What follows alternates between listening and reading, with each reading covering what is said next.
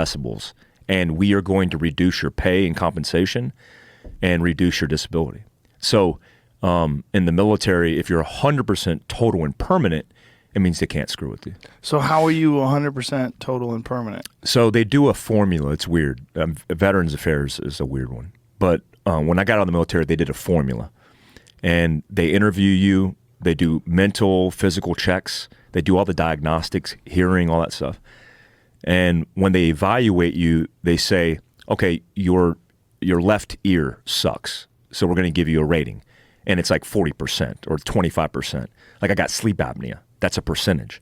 When they add it all together and sum it up, it could be over 100%. Mine's like 200+% when they've added everything. And then they go, okay, then you're 100% service-connected disabled, total and permanent, which means they can't evaluate you and reduce your compensation or your stuff.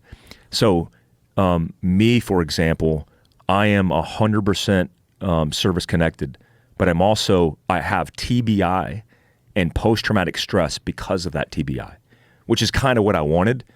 This is a weird one, but if you talk to a military guy, an Andy Stump, all these guys that are buddies of mine, when they come out of the military, especially in special operations, they don't want to say they're disabled or they have a problem, right? Or they have post-traumatic stress. So I don't know if this is luckily, but I think it's better. TBI, because the symptoms of traumatic brain injury happen to be the same as post-traumatic stress, they could label you as having that. My concern, which is a concern even today, if they label me with PTSD and said, you're 100% connected because you have PTSD, we're going to take away your guns. So the red flag laws and all that scare the hell out of me and a lot of veterans. When I went into the Veteran Affairs for my evaluation, it was in Texas, in San Antonio. And I walked into the office, and there was a long hallway, and there were dudes doing construction in the hallway.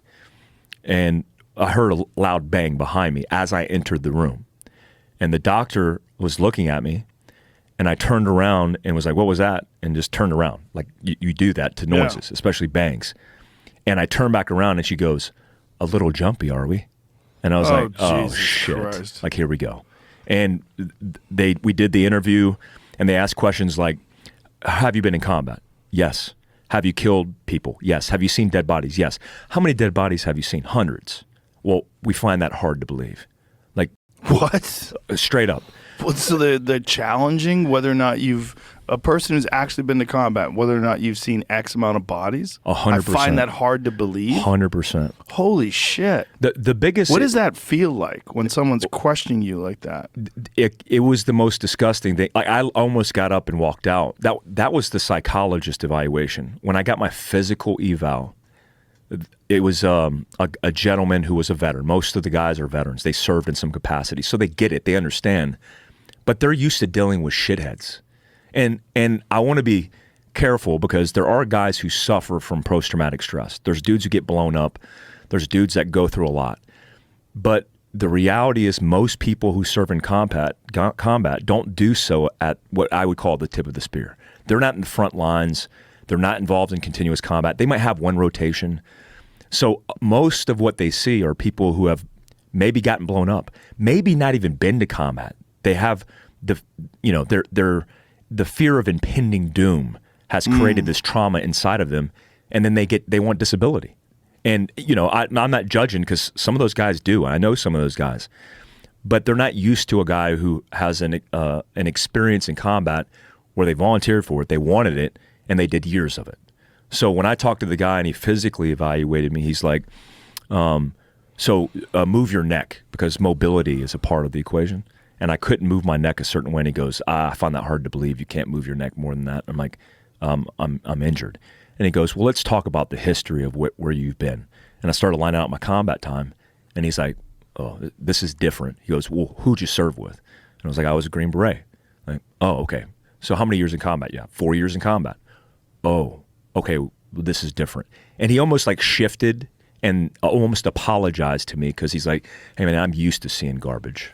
Oh, okay, so they're used to people that are trying to like kind of scam the system a little bit so they don't have to work again. Yes. Yeah. Yeah, but just to challenge you on that way, I find that hard to believe. Yeah. Like, I find it hard to believe you can't move your neck. Like, bitch, you don't know my neck. I know. It's like so crazy that they would immediately go to that. Yeah, and there are some VAs that are better than others. I will say this about San Antonio especially. I went to counseling because they're like, hey, you need to go to these counseling sessions.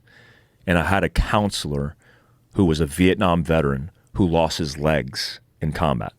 And he was a long-range surveillance guy. So he's a combat arms guy like me. Immediately we had rapport because I respected what he said.